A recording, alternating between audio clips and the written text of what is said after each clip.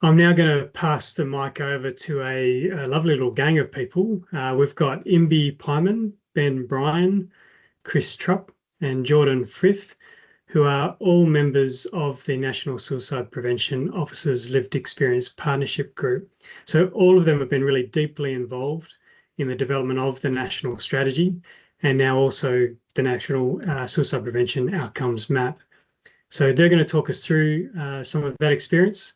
So I'm not sure who exactly I'm passing the mic to, but over to you. Thank you. Thank you very much, Alex. As members of the LAPG, we're going to talk about the reflections of involving lived and living experience in the development. I might just pause. I've introduced myself briefly, but I might just throw to Imbi, Chris, and then Jordan to introduce themselves as well briefly. Thank you. Hi, Ben and everyone. Thank you for having me. My name's Imbi Pyman and I'm Equal Co-Chair with the wonderful Ben, and it's a pleasure to be here and be part of the LAPG. So thank you. Thanks, Imbi. Hi, everyone. My name's Chris. I've been a part of the Lived Experience Partnership Group since its inception in late 2022, and it's been a total pleasure to work alongside the NSPO. Thanks. Thanks, Chris. Hi, everyone. I'm Jordan. I hope you can all hear me. Apologies for technical difficulties. I'm wearing a very nice shirt today that no one gets to see. I've also been a member of the Lived Experience Partnership Group since its inception, and very happily hailing from Yagara and Turrbal country. So happy to be with you a little bit invisibly, but looking forward to today. Thank you, Jordan, for being here invisibly with very much of a presence. And I just wanted to echo that, the Lived Experience Partnership Group has a number of members that are here with us today in this session, I'm sure, and have been involved, and it's been a real privilege. So I just wanted to start by saying it really is great to see such an interest here in the hundreds of people that are joined to understand and hear about the outcomes map. Speaking for the LAPG members, particularly my own experience, going through this process of co-design and co-development and really co-discovery, it's been really rewarding, and it's something that we've took, with great privilege and significance, knowing that what we were doing, we have a great deal of responsibility as people with lived and living experience for the lived experience community, but for people impacted by suicide, largely. Lived and living experience of suicide and mental health and challenges really were at the development of the strategy, and thereby through to the outcomes map, through to the focus of these goals and outcomes. This slide shows some 50 or 61 different frames of work across tens of hours of work, multiple breakout sessions, tens of meetings, and I think we can't even quantify just the amount of work and conversation, and kudos to the NSPO for putting this so succinctly. So we're going to talk today about the reflections and the experience, and I might start by handing over to Chris, who's going to talk about some of the ways that the NSPO and the LAPG came together. So over to you, Chris. Thanks, Ben. Before I begin, I want to acknowledge the Yagara and Turrbal people as the traditional owners of the land I'm calling in from in beautiful Brisbane this morning. Like Ben said, I'll be speaking to how we collaborated to bring this together and the underpinning of lived experience in the map. One of my personal reflections is about how the LEPG and the NSPO came together to produce the outcomes map, and in particular, how the space was held and how it was intentional throughout the entire process. So to give everyone a little bit of background, the NSPO and the Lived Experience Partnership Group set out to meet as equals with no preconceptions to co-develop the outcomes map in a true partnership, setting a schedule to map out the development, as you can see on the slides. Due to this spirit of partnership, it was really important to mutually establish ways of working before we got stuck into the work. So some of these ways of working were outlined in shared understanding in a one-on-one session that we had together, where everyone could show up authentically and be curious about the intention of the map. We agreed on a schedule to make sure our sessions were sustainable and constructive instead of trying to rush the process and end up with an ineffective product. We also used smaller intimate groups for the deeper conversations while making sure that everybody stayed connected and everybody felt they were able to share their progress and the lessons learned when coming together as a larger group regularly. Looking back and reflecting, for me, the development of the outcomes map was a particularly satisfying body of work to be involved in because it truly lays out ways the rubber can hit the road. The approach that was taken created space for authentic collaboration by setting collaborative ways of working, making space for exploration of concepts and ideas, and allowing both the Lived Experience Partnership Group and the National Suicide Prevention Office to be curious about each other's approaches and perspectives. We could co-develop an outcome map that is both ambitious and based in reality. My other reflection is on the lived experience anchor of the critical enablers and of the outcomes map. So essentially, when embedding lived and living experience of particular interest, as I said, was the critical enablers of the map. So being a visual person, when you look at the map itself, the critical enablers act as a foundation for all of the other domains. It's very satisfying to see lived and living experience clearly underpinning the key objectives in domains such as social inclusion, navigating life transition, culture of compassion, system level coordination, and so on. What stands out in particular is the underpinning of collaboration across government and the commitment to map and embed lived experience in the suicide prevention system. As someone who has had a career in the peer space for a number of years and has seen firsthand the impact of lived and living expertise and the impact it can have on the system, decision-making and policy, I feel really deeply validated to see it front and center in the outcomes map. Thanks. Back to you, Ben. Thank you, Chris, and really wonderful and insightful reflections. I think, as we reached a point here, we've prepared to do the work and we really had to come understand where we were, get back to a really blank slate and then focus on how we think about and scope out the basis from the outcomes map, particularly ensuring that we stay true to the principles of lived and living experience and honouring lived expertise. So this included, exploring starting from a really clear blank slate about how could the outcomes map use the strategy as its foundation and how we ensure that lived and living experience is really embedded in these outcomes. So you can see here again more and more of these slides and various different sessions of the process we undertook.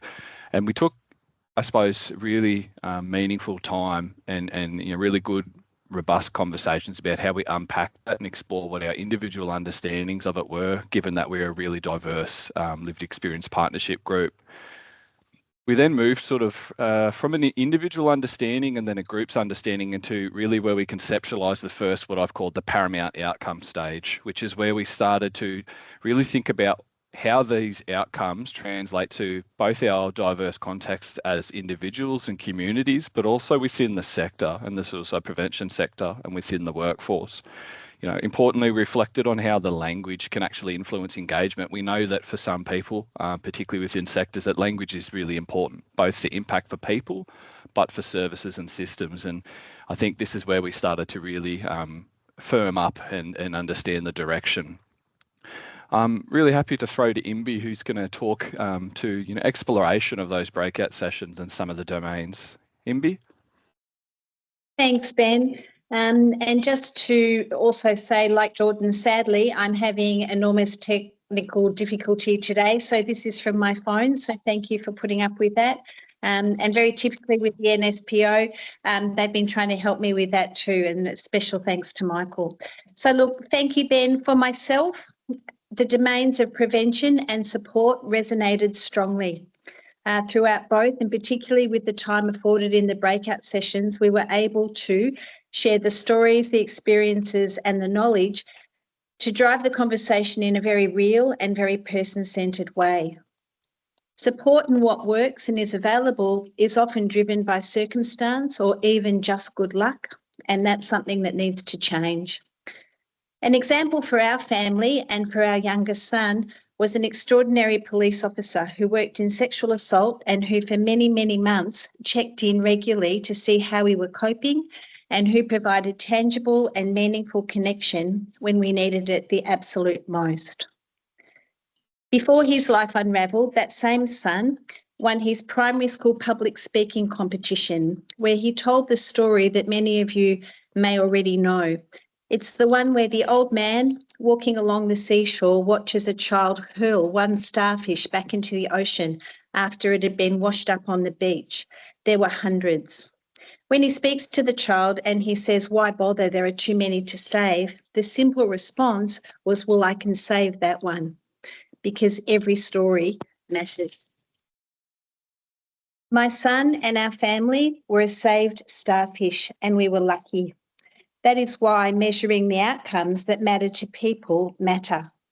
To that police officer, we weren't just a number, and neither was she ticking a box. We're here and we're able to share what this person did to make a difference for us. And it's important that governments, that services, and that communities can hear what actually works. So this framework that I'm incredibly proud of, like all of us involved, connects stories like ours to the data, so there's a depth and understanding of how people experience prevention and support, because many starfish need saving. I do just want to add that for me, it's an absolute honour and privilege to be part of the LEPG, to work alongside the extraordinary NSPO, where we're reminded that meaningful change happens when lived experience is not only heard, but genuinely valued and embedded in the decision-making, and help strengthen the evidence base of the critical work that they're doing. So thank you for having me today. Thank you, Imbi. Such a beautiful reflection, and there's so many starfishes out there in that regard, and I just want to say it's a privilege to work with such beautiful people within the LEPG and the NSPO. Thank you. Now I might throw to Jordan, who's going to talk to us about the collective and community impacts and some of the refinement. Over to you, Jordan. Yeah, and lots of love from the webinar for you, MD. I just want to call attention to that. One of the key challenges that we were exploring in the development of the outcomes map is, it's quite an academic exercise, but it also has deep value and significance for individuals, families, communities, and populations. So once we kind of got through this initial formative development process that Ben and Chris and MB have spoken to in mapping against those domains, we had to take a bit of a broad look and test the outcomes across a few different axes. So part of that meant looking at it at a meso and a macro level, so speaking in terms of communities versus speaking in terms of populations. How can we get the outcomes to describe what's happening at a really large level so that we can get that meaningful data about trends, but also how can we speak about outcomes that are meaningful for specific communities and their contexts. And we also played around a lot with the language. So did we want to speak in first person in the outcomes, or did we want to speak in third person? We needed outcomes that were person-centered, but we also needed to be able to communicate that these were about more than, say, an individual journey or experience. They were about broad level outcomes that multiple communities and populations would see themselves resonated in. And eventually we landed on these first person strengths-based outcomes that you see in the final version. Over the next period of time, we spent a lot of time refining all of these pieces. So I think it was, dozens and dozens of different slides, as you can see from these Miro boards, but it was really, really important that we were able to test the outcomes to ensure that they were consistent within themselves, but also that they were consistent across each other. We broke out into lots of little groups at the very beginning, but at this stage in the development process, we needed to come back together and look at them as a whole and see, when we talk about prevention, are we speaking in the same way as when we're speaking about what's happening in support? When we're talking about the critical enablers, are these meaningful? Are they generalizable, but are they also still resonant for what we want them to be resonant of? One of the most important kind of reflective processes for us as the Lived Experience Partnership Group was also recognizing where we didn't actually necessarily have in-house expertise about the needs of different communities. So the outcomes map itself is a whole of population outcomes map, but we still needed to make sure that the outcomes that were produced were reflective of legitimate needs of communities, because otherwise we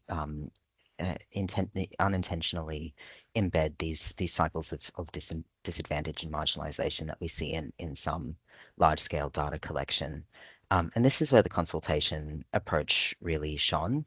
So you can see a very small snippet here of the number of people that were consulted, and that included kind of representative agencies, lots of engagement with government, lots of engagement with service providers as well, to ensure that when we tested the outcomes that we had developed collectively, were they still resonant of the needs of different communities? And we want to acknowledge that we can't capture the voice of every cohort, but what we do hope is that what we've landed on, everyone can see a little bit of themselves in.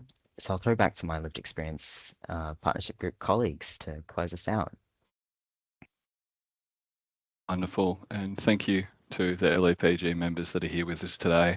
I just wanted to tidy out and recap. This is obviously quite a lot of information and you know, around a year and more's work that's gone into this. You might even see a bow and some Easter bunny ears in there, which shows that we didn't shy away from this, even on you know important dates, and it really speaks to the partnership and relationships we have.